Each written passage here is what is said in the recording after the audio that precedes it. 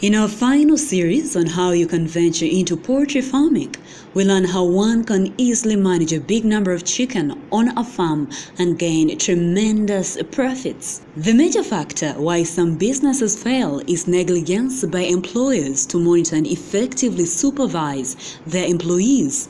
A very unusual boss is Cecile Kansime, who has reared chicken for over 5 years. She was an employee with NSSF but later quit to start up a more comfortable venture. After juggling 3 jobs, poultry farming is what she zeroed down to and now owns a meat farm in Chwenda on Gayaza Road that lies on 3.5-acre piece of land. Different from other bosses out there, Kansime does not leave the farm to her employees to manage. Rearing chicken became her full-time job. Her continued presence and monitoring the growth of her birds from when they are bought from the hatchery till when they are ready to be sold is the reason why she manages to rear over 30,000 birds on her farm. She practically raised all these from chicks to now money-making layers. On the farm, there are 3 blocks and each block has 3 rooms.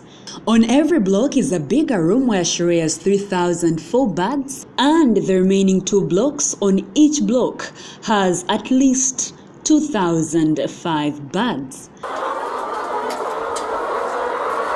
This number does not include the over 8,000 chicks we profiled in our previous episode. Now, to ease the process of rearing this large number, Kansime opted for a battery cage system, which is predominantly used for laying hens worldwide. The battery cage system involves the arrangement of rows and columns of identical cages connected together in a unit. The cage system has tremendous advantages. One of them is easy stock taking. It simplifies for you. You can know that in this room I'm missing this number of birds, or one is missing, what happened. 2, you easily identify the sick, because right now if I just saw like people who have dealt in poultry, you can look at the stool and you know these birds are sick. So if it is just a starting infection, you can identify which ones.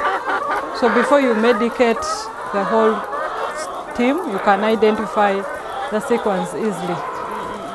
3, it reduces on the work via fighting with workers.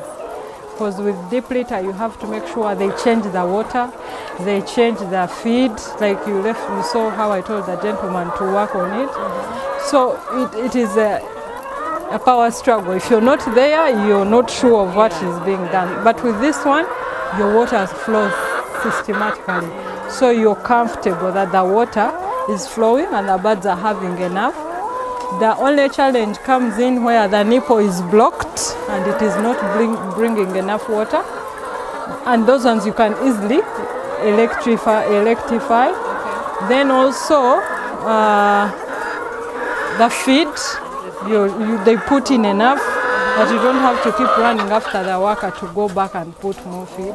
So it reduces most of the work, yes, and you find it's very easy for you. However, the cage system comes with disadvantages. It causes paralysis. And even they become fat, right? Yes, that is if you don't measure for them the food, where you just say workers just put. But you're supposed to weigh the food that you give them and make sure that is what is put there and evenly spread. But it causes some birds to be fat, be extra fat, which reduces on the production. Also the paralysis, the birds tend to get paralyzed. To overcome most of these challenges, she is helped by 18 employees. In circumstances when water cannot be channeled through the pipes to the chicken, they come in handy to oversee that. To reduce the cost of the bill of water she uses on the farm, this innovative farmer pumps it from underground. On a daily basis, 3,000 liters of water are channeled to each block for the chicken to drink. We pump from underground to the tanks, what we call our reserve tanks. We have reserve tanks because we don't pump as they drink, no.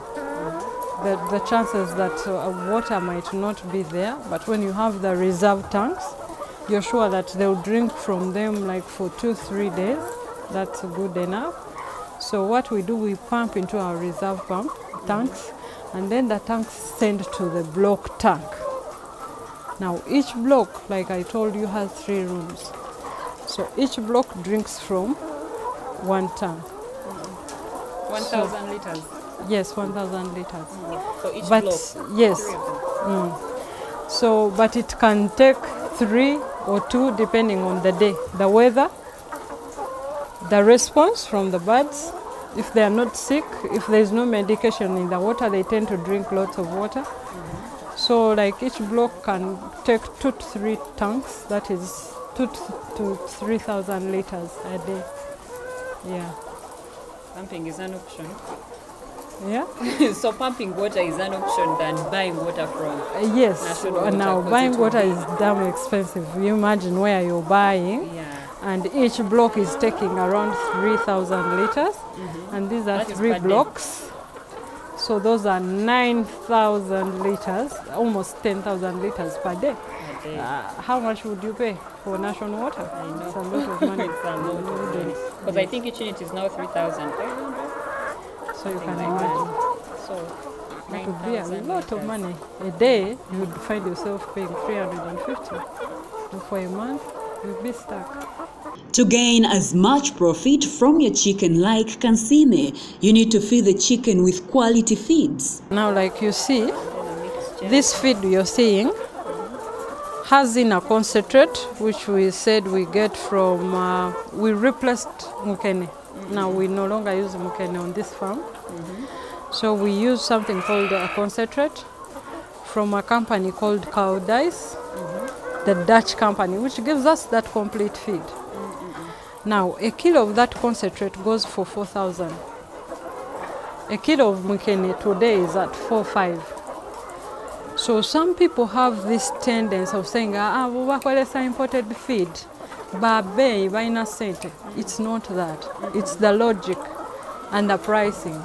Because now I save 500 from my mukene, which is 4,500, and I put the 4,000 to the concentrate. However, this concentrate, you find that you're adding more of maize and bran. So you find that you're not saving the 500 per se. It is going to add on to this more, yes. But in the long run, you're better off. So I don't use any more fish. That's why you can't feel the stench. That's why you don't see lots of flies around. And it has helped me a lot in reducing infections, tummy issues. So you find birds suffering from stomach upset, rotting of the intestines, which is as a result of feed, not as a result of disease or infection, but feed. So when I started trying it out, I noticed the difference. So I stopped using mukene and started.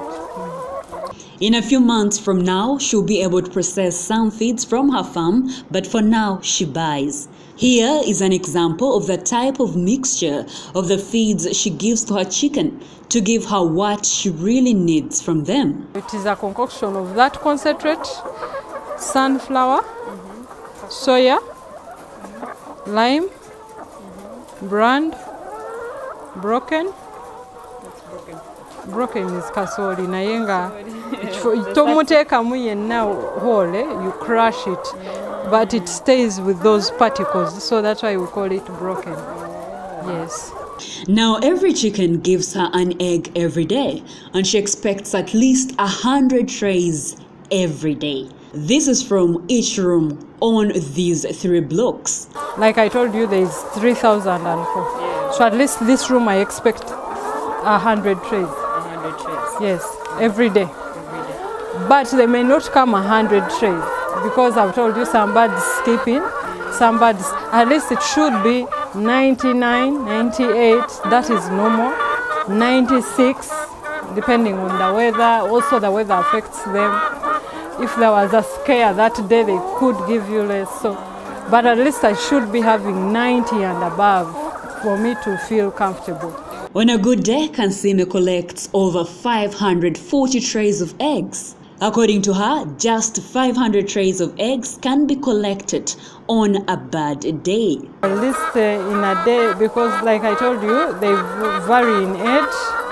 The old ones don't give you that much. So in a day we collect around 520 trays. If it's a normal day, if it's a very good day, we can go to 530 or 40. Yes, if it is a bad day, sometimes we go to 500. The market of eggs across the East African region is available.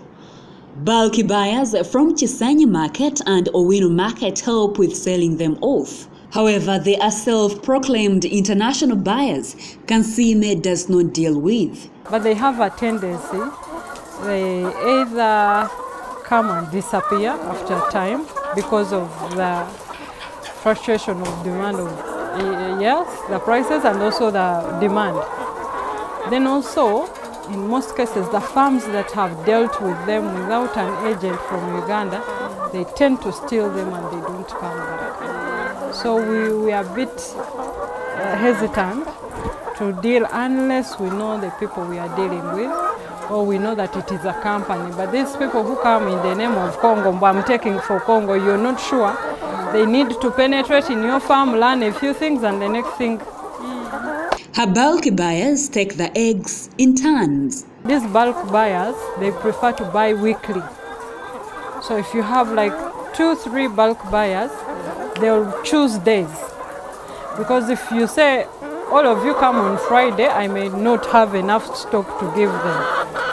So if we say maybe I have 3 buyers who every week take 2,000 and above, they'll pick different days.